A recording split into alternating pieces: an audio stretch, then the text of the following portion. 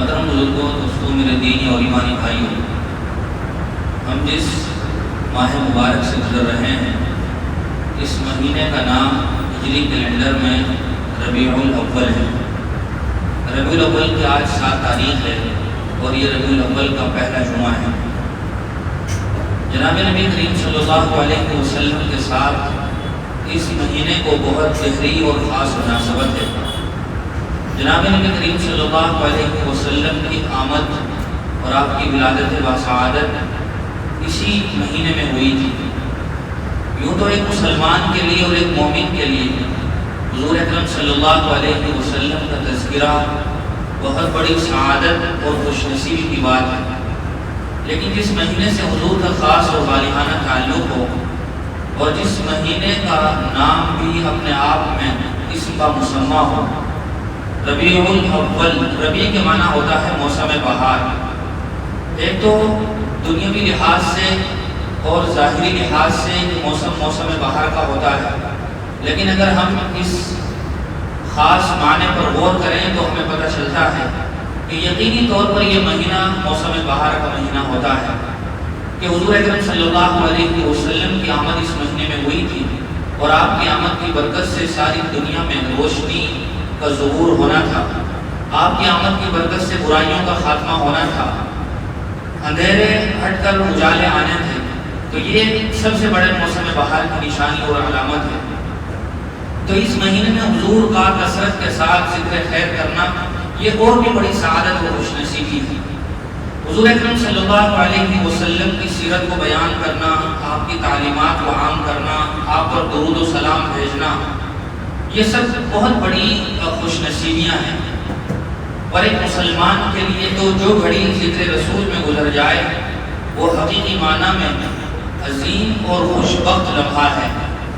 کسی نے کیا ہی پیاری بات کہی تھی کہ خیر ہے ابتدا سے پہلے ہر انتہا کے بعد، ہر ابتدا سے پہلے ہر انتہا کے بعد ذات نبی بلند ہے ذات خدا کے بعد۔ دنیا میں احترام کے قابل ہیں جتنے لوگ، میں سب کو مانتا ہوں مگر مصطفیٰ کے بعد۔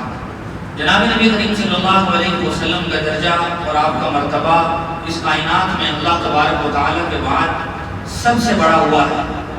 اس لیے دنیا میں آنے والے مسلمانوں نے اپنے اپنے لحاظ سے یہ کوششیں کی کہ ہم کس طرح حضور اکرم صلی اللہ علیہ وسلم کا ذکر کر کے نیک بخت لوگوں میں شامل ہو جائیں۔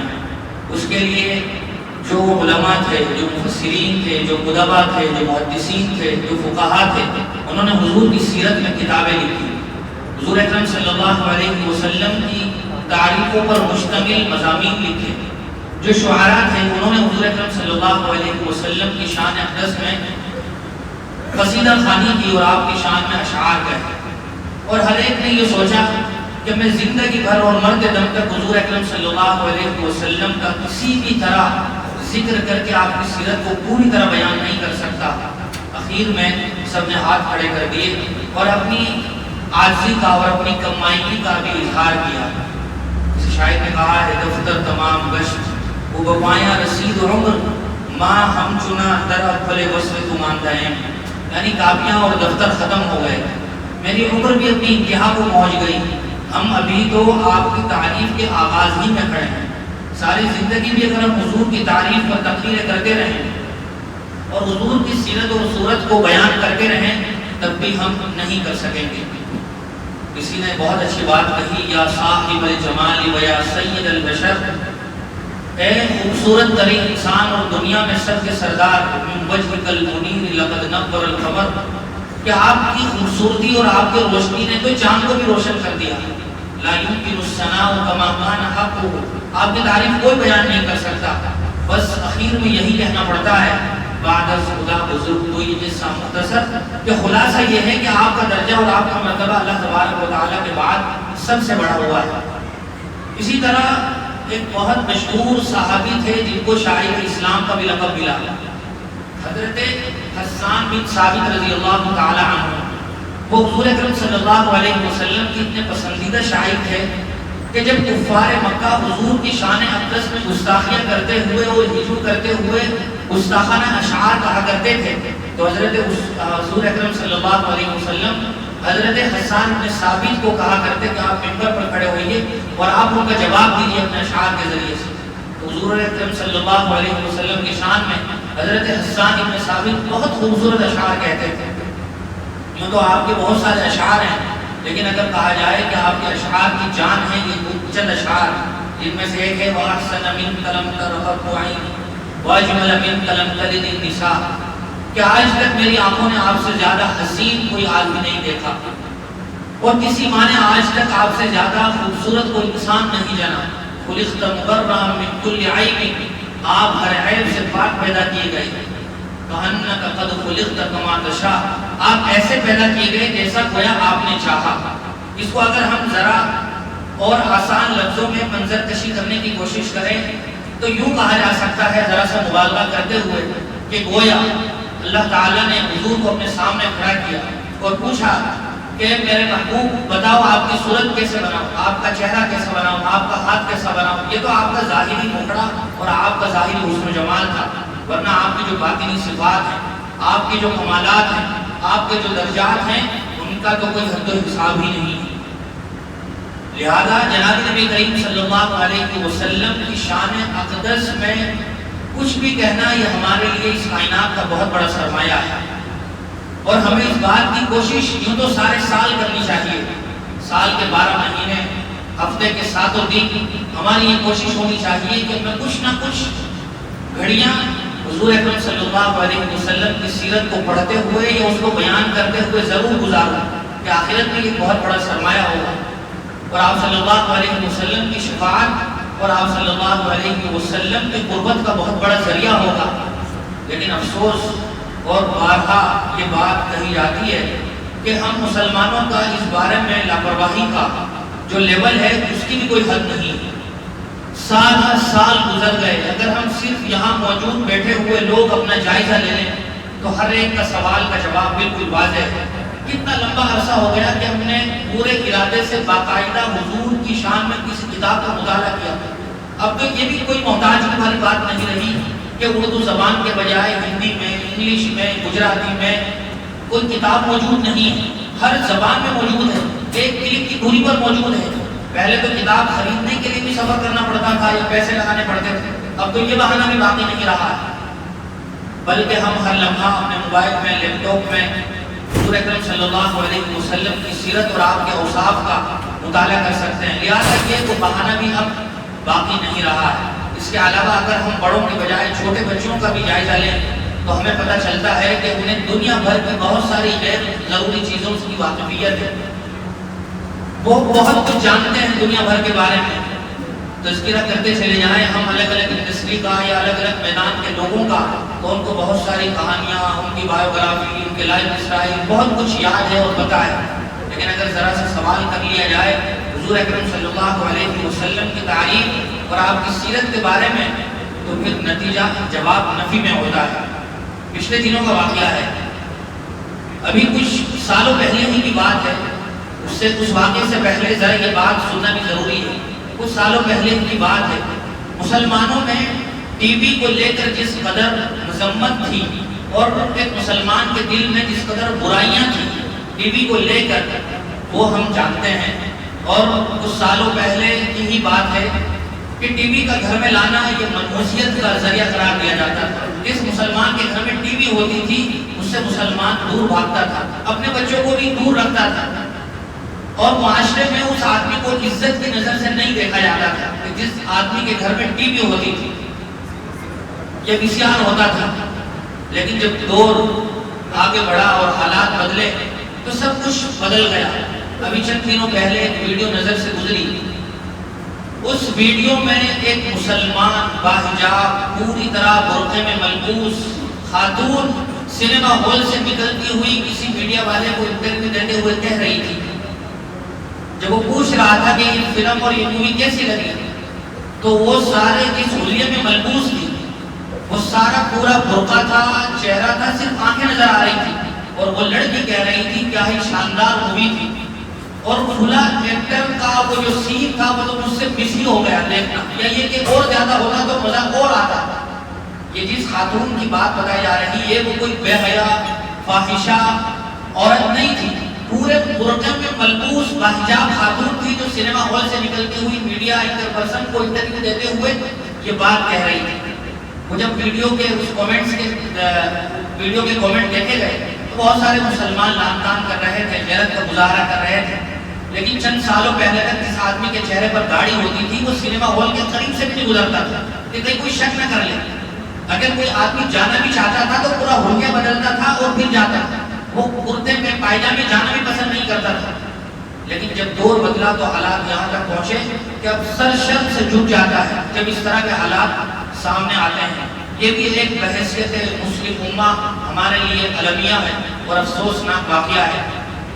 بہرحال حضور اکرم صلی اللہ علیہ وسلم کی سیرت اور آپ کی صورت کے بارے میں ہم پورے مہینے گفتگو کریں گے، کیونکہ یہ مہینہ آپ کے تذکرے کا بطور خاص ہونا چاہیے. اس لیے ہر ہفتے ہم اس مہینے کوشش کریں گے کہ حضور اکرم صلی اللہ علیہ وسلم کی زندگی سے متعلق مختلف علموں اور مختلف زاویوں سے گفتگو کریں. آپ صلی اللہ علیہ وسلم بحیثیت تاجر کیسے تھے، حضور بحیثیت شوہر کیسے تھے، حضور اکرم صلی اللہ علیہ وسلم بحیثیت حاکم کیسے تھے، حضور اکرم صلی اللہ علیہ وسلم کیسے کاشتکار تھے، حضور اکرم صلی اللہ علیہ وسلم کیسے دوست اور ساتھی تھے. ان تمام تر حوالوں سے ہم گفتگو کریں گے. بہرحال سب سے پہلی بات یہ ہے کہ اللہ تبارک و تعالیٰ نے جو انبیاء کا سلسلہ جاری فرمایا اس کا کیا خاص مقصد ہے.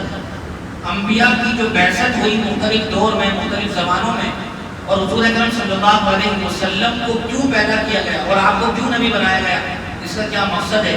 جو تو ہم قرآن کریم میں پڑھتے رہتے ہیں. اللہ تعالیٰ نے فرمایا وَمَا أَرْسَلْنَا مِن رَّسُولٍ إِلَّا لِيُطَاعَ بِإِذْنِ اللَّهِ، کہ ہم نے جس رسول کو بھی بھیجا مقصد یہ تھا کہ اس کی نگرانی میں اور اس کی ہدایت اور رہنمائی میں اللہ تبارک و تعالیٰ کی اطاعت کی جائے. خود اللہ تعالیٰ نے بھی حضور کی بعثت کے مقصد کا تذکرہ فرمایا کہ ہم نے حضور کو تم میں پیدا فرما کر یہ احسان فرمایا، وہ اب تمہیں زندگی گزارنے کا طریقہ بتائیں گے، تمہارے نفس کا تزکیہ کریں گے، تمہیں کتاب اور حکمت کی تعلیم دیں گے اور تمہیں آخرت کے بارے میں آگاہ کریں گے. یہ مختلف مقاصد ہیں جو انبیاء علیہ السلام کی بعثت کر رہے ہیں، جس میں توحید کی دعوت بھی ہے، ہدایت کی رہنمائی بھی ہے، بشارت و انذار بھی ہے، نیک اعمال کرنے والوں کو جنت کی خوشخبری سنانا، برے اعمال کرنے والوں کو جہنم کے عذاب سے آگاہ کرنا اور عملی نمونہ پیش کرنا امتیوں کے سامنے کہ کیسے زندگی گزاری جاتی ہے. یہی وجہ ہے کہ اللہ تعالیٰ نے کسی فرشتے کو نبی نہیں بنایا. فرشتے کو اگر نبی بنا دیا جاتا تو وہ 100% انسان کے لیے ماڈل نہیں بن سکتا تھا، وہ ایک بہترین رہنما ہادی نہیں بن سکتا تھا، کیونکہ جو صفات فرشتے میں پائی جاتی ہیں وہ عام انسانوں سے بالاتر ہیں.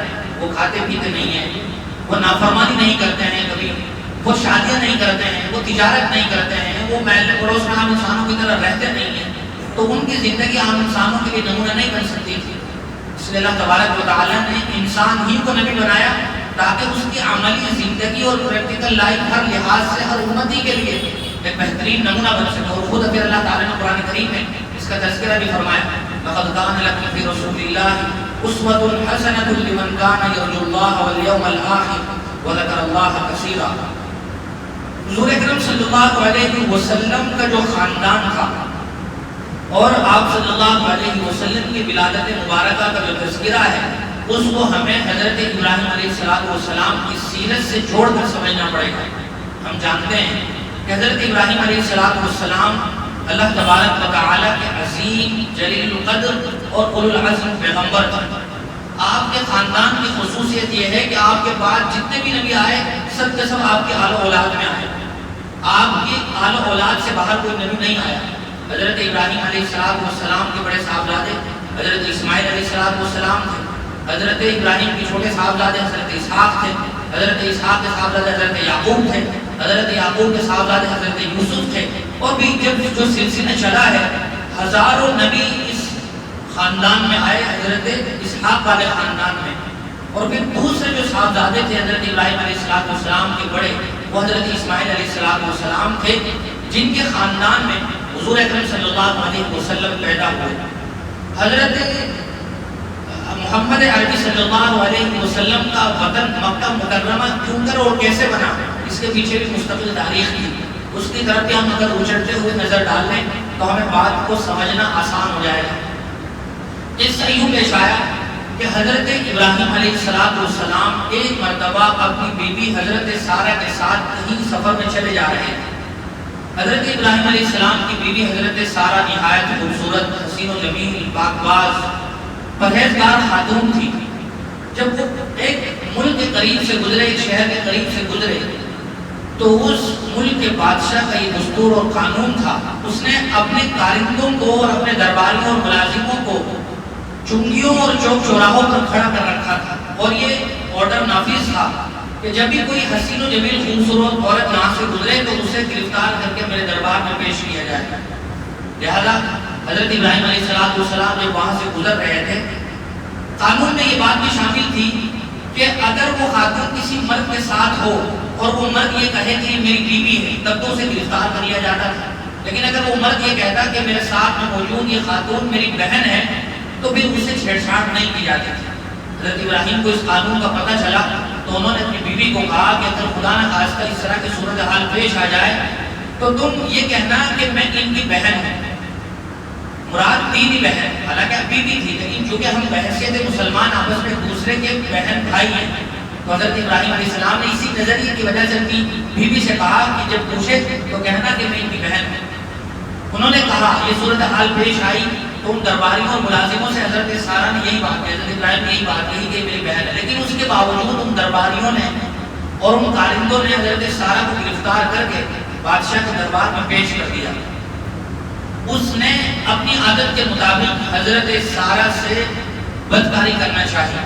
جب تنہائی ہوئی تو حضرت سارہ علیہ السلام فوراً اللہ تبارک و تعالیٰ کی طرف متوجہ ہوئی، وضو کر کے نماز پڑھنے لگی اور دعا فرمائی کہ یا اللہ تو جانتا ہے کہ میں ایک مومنہ خاتون ہوں، میں تیرے وقت نبی پر ایمان لائی ہوں اور میں نے اپنی زندگی بڑی عفت، پاکدامنی اور پرہیزگاری کے ساتھ گزاری ہے، تو اس کافر کو مجھ پر مسلط نہ کرنا۔ جیسے یہ دعا کی، فوراً وہ دعا قبول ہو گئی، اور اس دعا کی قبولیت کا نتیجہ یہ ہوا کہ اس بادشاہ کا دم گھٹنے لگا اور بے چینی میں وہ اپنے پاؤں زمین پر پٹکنے لگا۔ حضرت سارہ کو یہ گمان ہونے لگا کہ اب تو اس آدمی کا دم واپسی اور یہ مر جاتا، تو وہ فکر مند ہوئی کہ کہیں یہ آدمی مر نہ جائے اور میرے سر لگ جائے، میرے سر میں ہو جائے، تو انہوں نے فوراً دعا کی یا اللہ کہ اس آدمی کو ٹھیک کر دے، کہیں میری جان مصیبت میں نہ آ جائے۔ بہرحال ان کی دعا یہ بھی قبول ہوئی اور وہ کافر آدمی ٹھیک ہوا۔ جیسے ہی ٹھیک ہو گیا تو اس نے پھر اپنی پوری نیت کو پورا کرنا چاہا، پھر وہی واقعہ ہوا۔ اس طرح کئی مرتبہ کی بات اس بادشاہ نے اپنے درباریوں کو بلایا اور کہا کہ کس جنات کو تم لے آئے۔ بہرحال پھر وہ خوفزدہ ہوا اور اس نے حضرت سارہ کو نہایت اعزاز اور اکرام کے ساتھ اور بہت سے ہدایہ تحائف کے ساتھ روانہ کر دیا، اور ساتھ میں ایک خادمہ بھی تھی جن کا نام حضرت حاجرہ تھا۔ وہ حضرت سارہ کو اس بادشاہ نے ہدیے کے طور پر دی۔ حضرت سارہ علیہ السلام کے ساتھ خادمہ کے طور پر حضرت حاجرہ چلنے لگی۔ بہرحال اس واقعے کے بعد حضرت ابراہیم علیہ السلام اپنے وطن ملک شام واپس تشریف لے گئے۔ وہاں ہوتے ہوتے وقت گزرتا رہا، کوئی اولاد نہیں ہوئی ابھی تک حضرت ابراہیم کی پہلی بیوی حضرت سارہ سے۔ حضرت سارہ نے اپنی خادمہ کو جو ان کی ملکیت میں تھی حضرت ابراہیم کو ہدیے کے طور پر دے دی۔ حضرت ابراہیم علیہ السلام نے ان حاجرہ نامی خاتون سے نکاح کر لیا، اور پھر اس نکاح کے نتیجے میں حضرت ابراہیم علیہ السلام کے یہاں سب سے پہلی اولاد ہوئی جس کا نام اسماعیل رکھا گیا، اور پھر حضرت اسماعیل علیہ السلام کی اولاد ہی میں آگے چل کر حضور اکرم صلی اللہ علیہ وسلم کی ولادت باسعادت ہوئی۔ ساتھ ساتھ میں ہم یہ بھی سنتے چلے کہ حضرت اسماعیل تو اپنے والد کے ساتھ ملک شام میں رہا کرتے تھے۔ ملک شام اور مکہ مکرمہ کے درمیان جو ڈسٹینس تھا اور مسافت اور فاصلہ تھا وہ تقریباً 1 مہینے کا تھا۔ پرانے زمانے میں اونٹنیوں کے ذریعے سفر ہوتا تھا تو 1 مہینہ لگ جاتا تھا ملک شام سے مکہ المکرمہ تک جانے میں۔ اللہ تعالیٰ نے حضرت ابراہیم علیہ السلام کو یہ حکم دیا، جب حضرت حاجرہ کی اسماعیل کی پیدائش ہو گئی تو بھی آپ دودھ پی ہی رہے تھے، تو اللہ تعالیٰ کی طرف سے آپ کو یہ حکم ملا کہ آپ اپنی بیوی حضرت حاجرہ کو اور اپنے صاحبزادے حضرت اسماعیل کو کھلا جگہ میرے گھر کے پاس چھوڑ آؤ۔ اور وہ جگہ ایسی تھی کہ جہاں نہ کوئی آدم تھا، نہ آدمزاد، نہ کوئی دکان تھا، نہ مکان، نہ کھیت تھا، نہ کھلیان، نہ کوئی جانور تھا، نہ کھیت، نہ ہریالی، کچھ نہیں تھا، نہ کھانے پینے کے سامان اور اسباب دستیاب تھے۔ ایسے وادی غیر ذی زرع لق و دق جنگل اور صحرا میں حضرت ابراہیم اپنی بیوی حضرت حاجرہ اور صاحبزادے حضرت حاجرہ کو جب چھوڑ کر چلنے لگے تو حضرت حاجرہ حضرت ابراہیم کی طرف متوجہ ہوئی اور کہنے لگی کہ آپ ہمیں کہاں چھوڑ کر جا رہے ہیں؟ تو حضرت ابراہیم نے کوئی جواب نہیں دیا. پھر سے پوچھا کہ یہاں آپ ہمیں کیوں چھوڑ کر جا رہے ہیں؟ پھر خود ہی ساتھ میں یہ بھی سوال کر لیا کہ اللہ تعالیٰ نے آپ کو یہ حکم دیا ہے. حضرت ابراہیم نے سر ہلایا اور کہا. تو پھر حضرت حاجرہ نے نہایت نصیحت آموز اور ایمان افروز جواب دیا اور کہا کہ جس اللہ نے ہمیں یہاں چھوڑنے کا حکم دیا ہے وہی اللہ ہمارا ہر جگہ کارساز اور مشکل کشا ہے، وہ ہمیں ضائع نہیں کرے گا. بہرحال حضرت ابراہیم کی بیوی حضرت حاجرہ اور ان کے صاحبزادے حضرت اسماعیل وہاں رہنے لگے. پھر وہاں چل کر مکہ میں آبادی کیسے ہوئی اور پھر آگے چل کر حضور کیسے پیدا ہوئے، ہمارا یہ ٹاپک اور یہ عنوان ابھی کنٹینیو ہے. انشاءاللہ اس کے بعد کا تذکر آگے آئے گا. اللہ تعالیٰ ہم سب کو سیرت و سنت سے واقفیت کی توفیق نصیب فرمائے. وآخر دعوانا الحمدللہ رب العالمین.